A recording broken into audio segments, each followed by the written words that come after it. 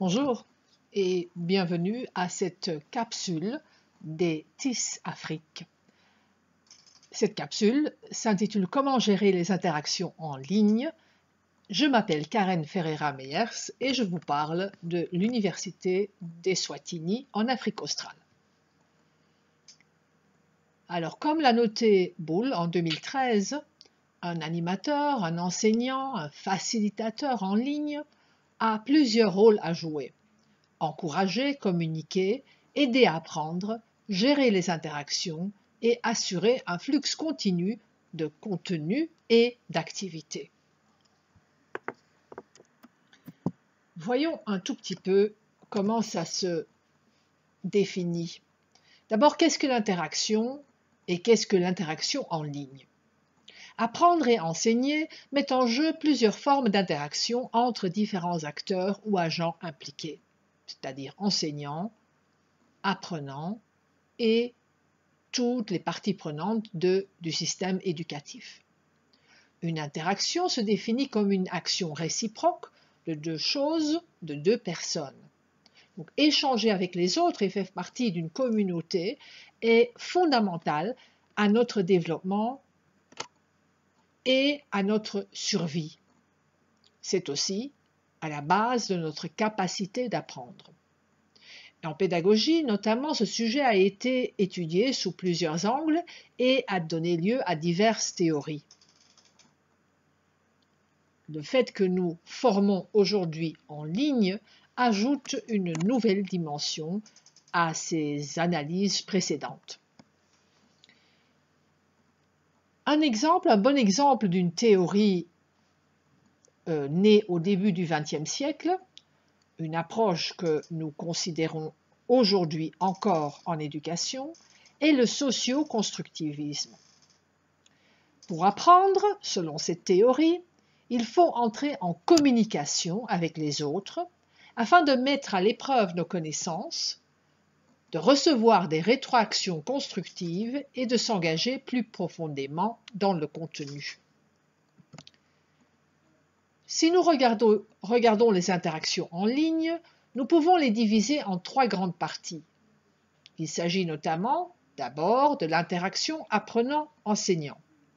Ensuite, il y aura l'interaction apprenant-apprenant et enfin l'interaction apprenant-contenu.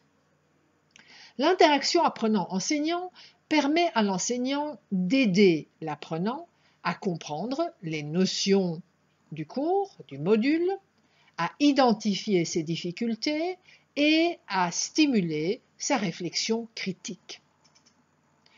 En formation en ligne, il est essentiel que les deux parties soient parfaitement à l'aise avec l'environnement technologique et les outils de communication qui permettent cette interaction. J'ai donné deux exemples, WhatsApp et Moodle, mais il y en a bien d'autres. En ce qui concerne l'interaction apprenant-apprenant, la pédagogie active favorise cette interaction.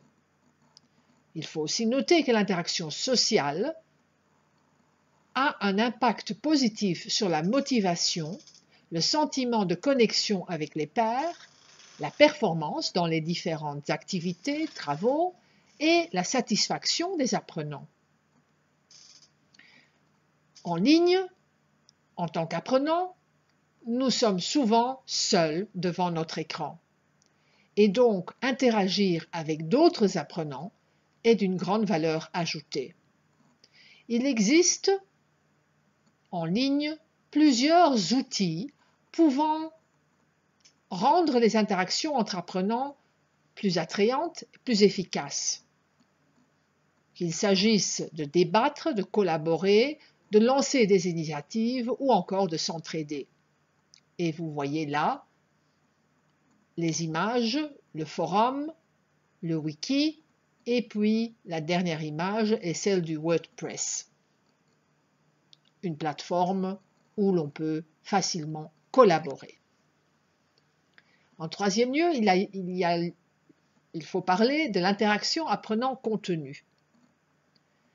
L'idée, c'est que l'apprenant s'engage activement, qu'il s'approprie le contenu et alors il y a une vraie interaction, dont les objectifs sont de développer un degré d'accord ou de désaccord avec le contenu, un degré de compréhension du matériel, du contenu, le lien entre ses propres connaissances et les nouvelles connaissances à ajouter, la prise de conscience des lacunes que nous avons dans nos connaissances et la prise de conscience du suivi qu'il nous faut pour combler ces lacunes. L'apprenant doit s'engager de manière active à étudier, à tenter de comprendre et à s'approprier le matériel d'apprentissage. En ligne, il y a plusieurs avancées pédagogiques et technologiques que nous pouvons utiliser pour renforcer cet engagement de l'apprenant.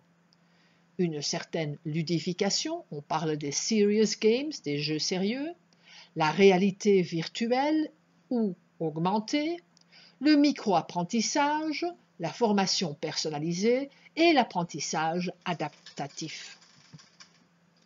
Il y a quelques principes de base des interactions en ligne. Les interactions en ligne doivent être significatives, centrées sur les apprenants et structurées. Une interaction significative doit être de qualité et porteuse de sens. Elle doit stimuler la curiosité intellectuelle des apprenants et les engager dans une activité instructive productive et influencer sur leur apprentissage. Donc il faut une forme de partage, de négociation, d'argumentation, de discussion et de prise de perspective pour pouvoir parler d'une interaction significative. Il s'agit d'avoir le sentiment d'un échange réel avec une personne réelle, bien qu'en ligne. Donc pour mettre en place une architecture de l'engagement, donc une structure, il faut privilégier un apprentissage actif, il faut morceler le contenu ou la formation en modules, donc en plus petites parties, ce qu'on appelle en anglais le chunking, et accorder un soin particulier à la présentation du plan de cours et de l'orientation de la formation. Plusieurs outils ou plateformes de communication intégrées feront l'affaire. N'oublions surtout pas que toutes les parties prenantes sont des humains. On peut animer, faciliter l'apprentissage et la discussion, et il s'agit donc de communiquer, d'encourager, de soutenir et de partager des informations. Sur un forum de discussion,